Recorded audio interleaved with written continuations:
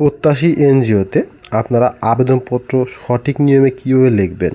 Video শুরুতে বলছি, এনজিওতে আবেদনপত্র সচরাচর হাতে লিখতে হয় A4 কাগজে। আবেদনের শুরুতেই সবার উপরে বাম সাইডে যে তারিখে আপনার আবেদনপত্র লিখবেন সেই তারিখ দিয়ে দেবেন তারিখ। তারপরে আপনার বরাবর যার বরাবরে আবেদনপত্র প্রেরণ করবেন। উপসহকারী পরিচালক মানব সম্পদ প্রত্যাশী সৈয়দ বাড়ি 903/A ওমর আলী মাতবর রোড, বহদ্দরহাট, বহদ্দরবাড়ির সন্নিকটে, চান্দগাঁও, চট্টগ্রাম 4212। এই বরাবরে আপনাকে আবেদনপত্র লিখতে হবে।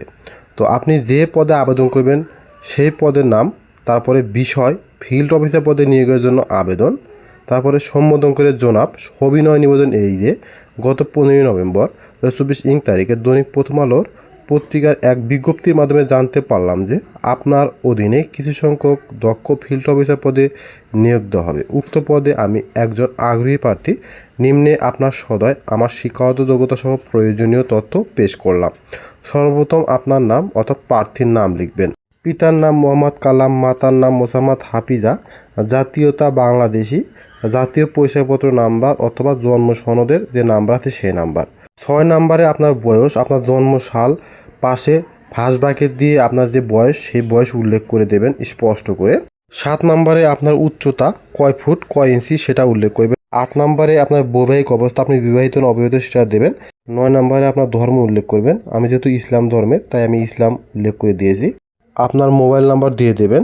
দেন তারপরে আপনার ইমেল অ্যাড্রেসটি দিয়ে দেবেন। তারপরে আপনার 11 নম্বরে বর্তমান ঠিকানা, গ্রাম, পোস্ট, উপজেলা, জেলা, তারপর স্থায়ী ঠিকানা একইভাবে উল্লেখ করে দেবেন। অবশ্যই কিন্তু দুইটাই ভালোভাবে লিখে দেবেন। 13 নম্বরে আপনার শিক্ষক যোগ্যতা, ক্রমিক নাম্বার 1 থেকে 4 পর্যন্ত সিরিয়াল করবেন। যে পর্যন্ত আপনার শিক্ষক যোগ্যতা অর্জন করছেন সেই পর্যন্ত সিরিয়াল দেবেন। তো এখানে পরীক্ষার নাম, পাশের সাল, জিপিএ বা শ্রেণী, বিভাগ বা বিষয়, বোর্ড বা বিশ্ববিদ্যালয়, যেভাবে এখানে গড়গুলা করা আছে সেইভাবে আপনি আপনার স্কেল দিয়ে সুন্দর করে এই গড়টি আঁকবেন। আঁকার পরে আপনার যদি আপনি সর্বশেষ শিক্ষক যোগ্যতা এইচএসসি হয়ে থাকে সেক্ষেত্রে 1 নম্বরে এইচএসসি দেবেন। আর সর্বশেষ যদি আপনার স্নাতকোত্তর হয়ে থাকে সেক্ষেত্রে স্নাতকোত্তর দেবেন। আমি যেহেতু স্নাতকোত্তর দিয়ে দিয়েছি। পাশের সাল, আপনি যে সালে পাশ করেছেন সেই সাল উল্লেখ করবেন। আপনার জিপিএ বা সিজিপিএ বা শ্রেণী, তারপরে বিভাগ বা বিষয়, বোর্ড বা বিশ্ববিদ্যালয় দিয়ে দেবেন। 14 নম্বর অভিজ্ঞতা, আপনি যদি কোনো এনজিওতে চাকরি করে থাকেন সেক্ষেত্রে সেই এনজিওর নাম উল্লেখ করবেন এবং যোগদানের তারিখ উল্লেখ করবেন। যে পদে কাজ করেছেন সেই পদের নাম উল্লেখ করবেন। আর আপনি যদি অব্যাহতি দিয়ে থাকেন কোনো এনজিও থেকে সেক্ষেত্রে অব্যাহতির তারিখে উল্লেখ করবেন। আর যদি বর্তমানে কর্মরত থাকেন যোগদানের পাশেই বর্তমানে কর্মরত আছি লিখে দিয়ে দেবেন।